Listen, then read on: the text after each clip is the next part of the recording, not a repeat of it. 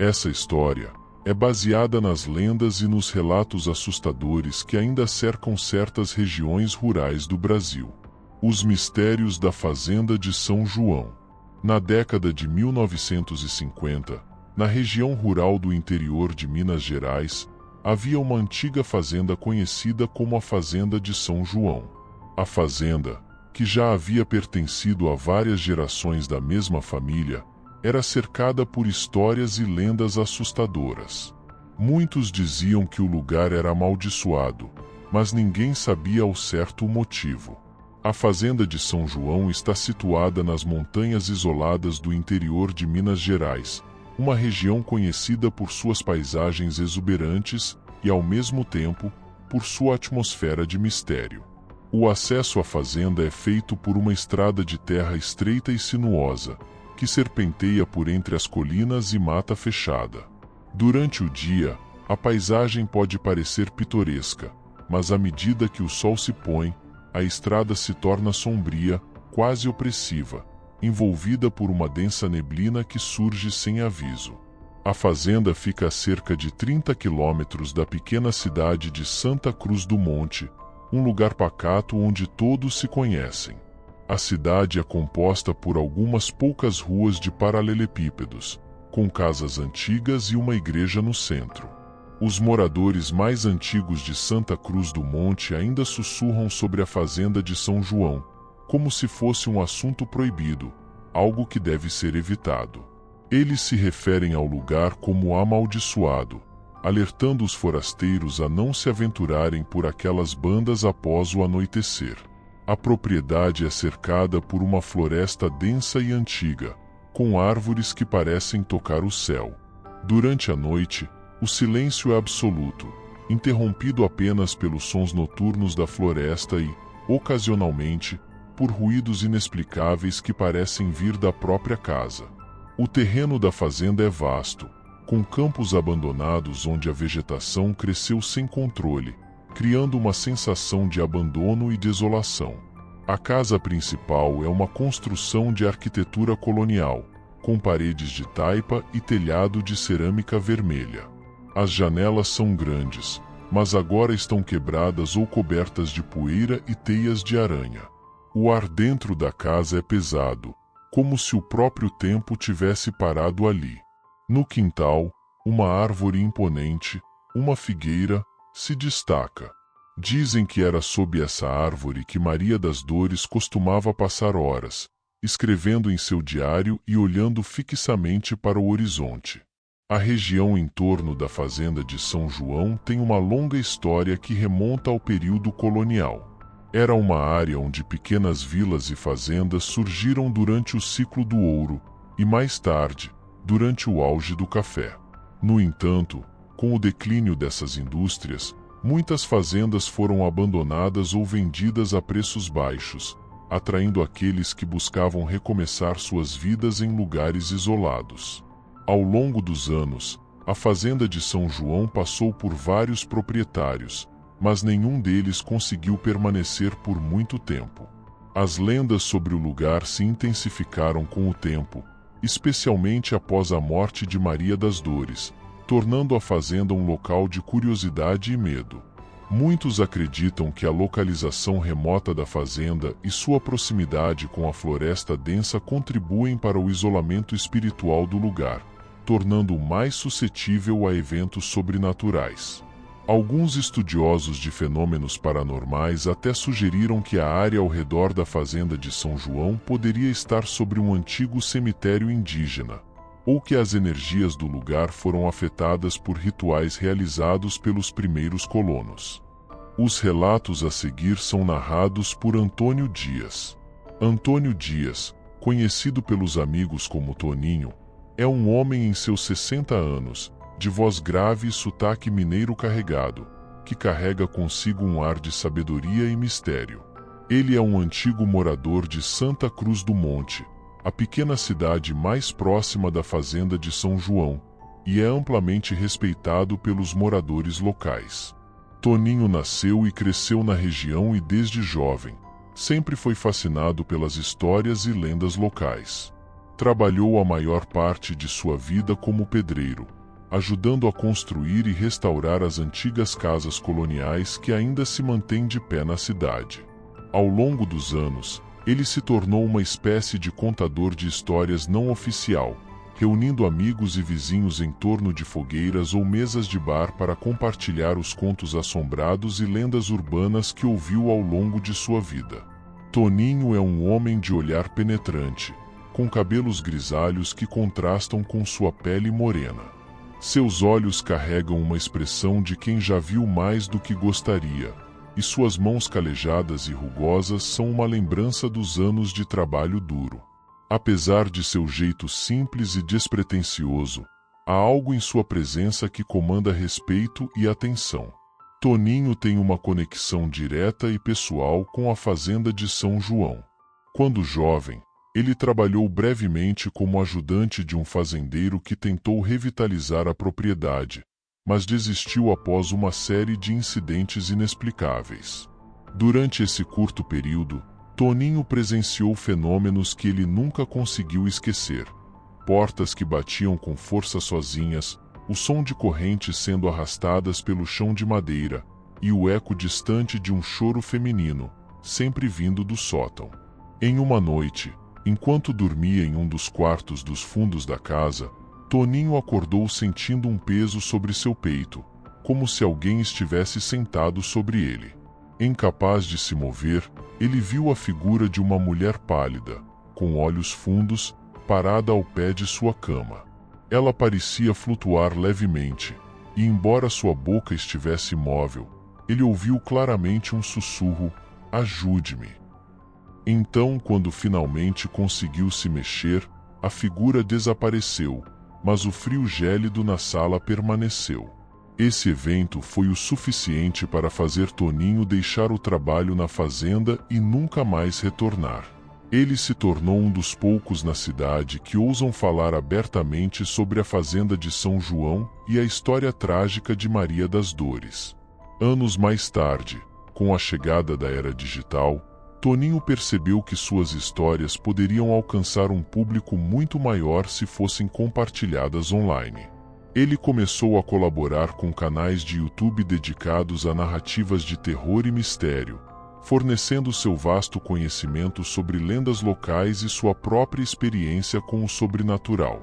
A história da fazenda de São João, com todos os seus detalhes aterrorizantes, tornou-se uma de suas narrativas favoritas, uma história que ele narra com uma autenticidade única, porque ele esteve lá, ele viu, ele sentiu o terror que aquela casa emanava. Quando Toninho conta essa história, há uma gravidade em sua voz que faz com que até os ouvintes mais céticos parem para ouvir. Ele sempre termina suas narrativas com um conselho: se algum dia você ouvir falar da fazenda de São João e sentir curiosidade de visitá-la, pense duas vezes. Algumas portas, uma vez abertas, nunca mais se fecham.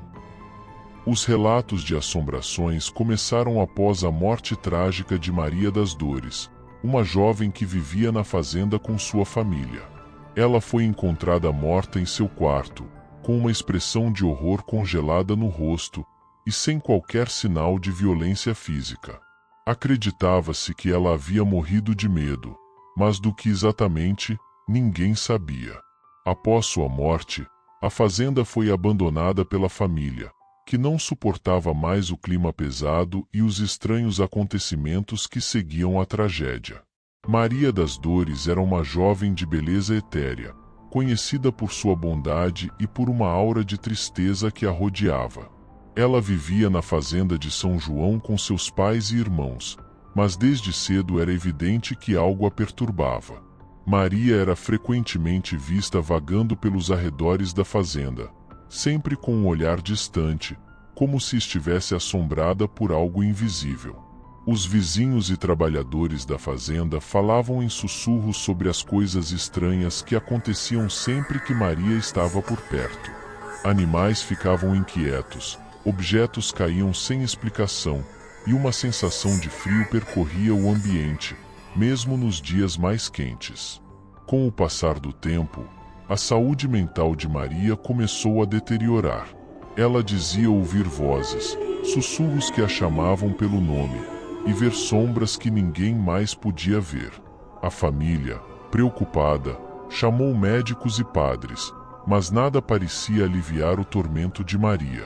O que ninguém sabia era que Maria estava sendo atormentada por uma presença malévola, algo que ela nunca teve coragem de compartilhar. Na noite de sua morte, Maria das Dores parecia especialmente perturbada. Ela não conseguia dormir e caminhava incessantemente pelo corredor da casa, como se estivesse fugindo de algo. Seus pais a encontraram várias vezes parada em frente ao grande espelho do corredor, olhando fixamente para o próprio reflexo, mas com uma expressão de pavor como se visse algo atrás dela. A certa altura da madrugada, um grito agudo ecoou pela casa, despertando todos.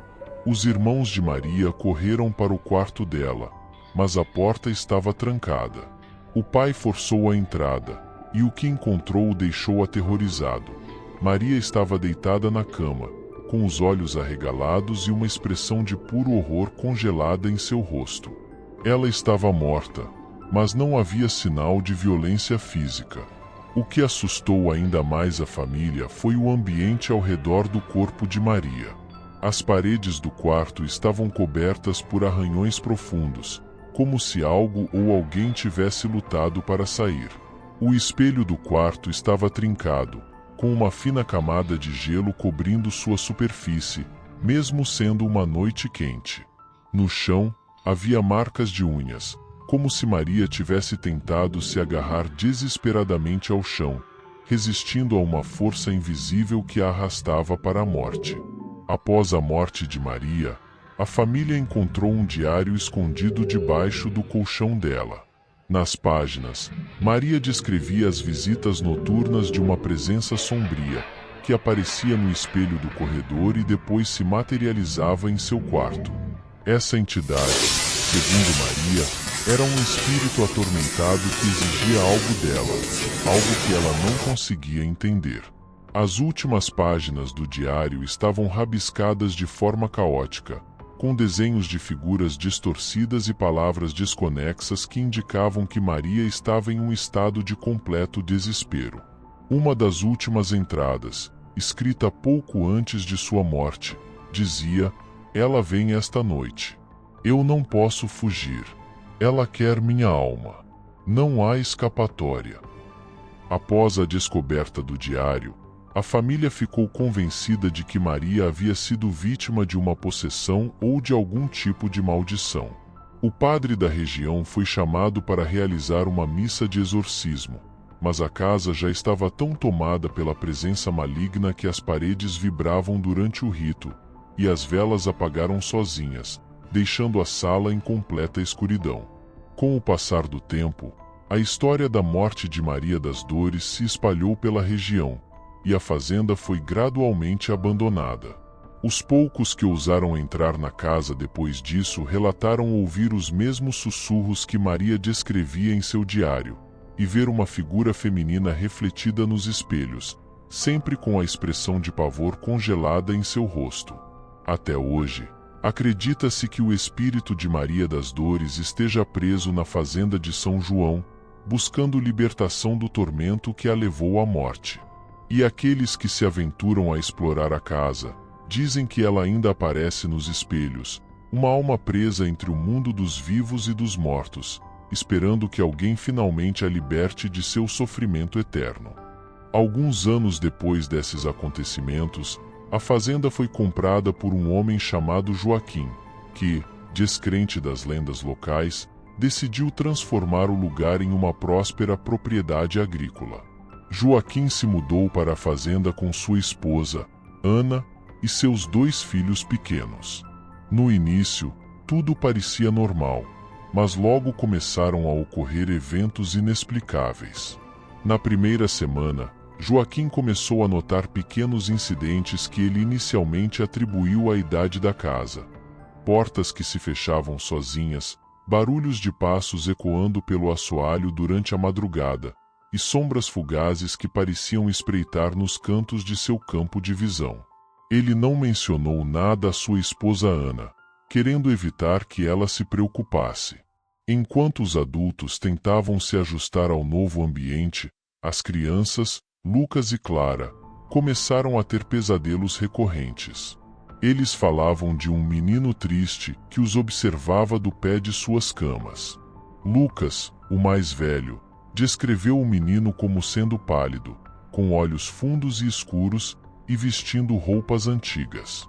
Clara, por outro lado, dizia que o menino nunca falava, apenas apontava para a janela, como se quisesse mostrar algo do lado de fora. Certa noite, Ana acordou com o som abafado de risadas vindo do quarto das crianças. Pensando que elas estavam acordadas e brincando, foi até lá para acalmá-las. No entanto, ao abrir a porta, encontrou os dois profundamente adormecidos. A risada cessou imediatamente, e um silêncio opressor tomou conta do quarto. Quando ela se virou para sair, sentiu um frio gélido subir pela espinha e viu, pelo canto do olho, uma sombra passar rapidamente pelo corredor.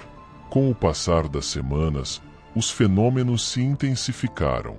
Uma noite, ao preparar o jantar, Ana ouviu um suspiro profundo vindo da cozinha vazia. Ela se virou rapidamente, mas não viu nada além das panelas e utensílios espalhados pelo balcão. O som se repetiu, mais alto desta vez, e ela sentiu um arrepio, como se algo invisível estivesse bem ao seu lado. Os acontecimentos culminaram quando, ao acordar de madrugada, Joaquim ouviu o som de água correndo na cozinha. Ao descer para investigar, encontrou a torneira aberta, com a água jorrando sem parar. Quando ele tentou fechar, sentiu uma força invisível resistindo, como se alguém estivesse segurando a torneira para mantê-la aberta. Após um esforço, ele finalmente conseguiu fechar, mas sentiu um golpe forte em suas costas, como se tivesse sido empurrado violentamente. Ele caiu no chão, e ao olhar para trás, viu uma figura escura na porta da cozinha, que desapareceu assim que ele piscou. O clímax de terror ocorreu quando Ana, durante uma noite particularmente tempestuosa, foi acordada por um estrondo alto vindo do sótão. Relutantemente, ela subiu as escadas estreitas, cada passo ecoando no silêncio da casa. Quando chegou ao topo, foi recebida por uma visão aterrorizante. Maria das Dores, a antiga moradora da casa, estava parada no centro do sótão, seu corpo flutuando ligeiramente acima do chão. Maria das Dores tinha um rosto deformado pela dor e os olhos vazios que exalavam uma tristeza profunda. Ela estendeu a mão na direção de Ana, e em um sussurro quase inaudível, disse: "Ajude-me." Ana congelou de medo, incapaz de se mover, enquanto a figura fantasmagórica se aproximava lentamente. De repente, as luzes do sótão começaram a piscar, e uma força invisível empurrou Ana para trás, fazendo-a cair pelas escadas. Ela conseguiu se agarrar ao corrimão antes de cair completamente, mas quando olhou para cima novamente, Maria das Dores havia desaparecido. Após essa experiência, Ana e Joaquim estavam decididos a deixar a fazenda. Na última noite antes de partir, o casal ouviu uma série de batidas altas e ritmadas nas paredes, como se algo estivesse tentando sair de dentro delas. Os espelhos da casa trincaram simultaneamente, e as crianças começaram a gritar, dizendo que o menino triste estava em seus quartos novamente. Na manhã seguinte, a família saiu às pressas, deixando para trás todos os seus pertences. Quando finalmente chegaram à cidade mais próxima, eles contaram a história ao padre local, que, ao ouvir os detalhes, mencionou que a fazenda tinha uma história de tragédia. Maria das Dores, ao que tudo indicava, havia sido vítima de uma possessão ou de algum tipo de maldição, e sua alma estava presa àquele lugar, incapaz de encontrar descanso. A fazenda de São João permanece deserta até hoje, sua estrutura desmoronando lentamente sob o peso dos anos e das lendas que a cercam. Aqueles que ousaram se aproximar do local dizem que, à noite, é possível ouvir sussurros vindos das janelas quebradas e ver uma figura pálida andando pelos corredores. A presença de Maria das Dores continua a assombrar o lugar, esperando por alguém que possa finalmente decifrar o porquê de seu sofrimento eterno.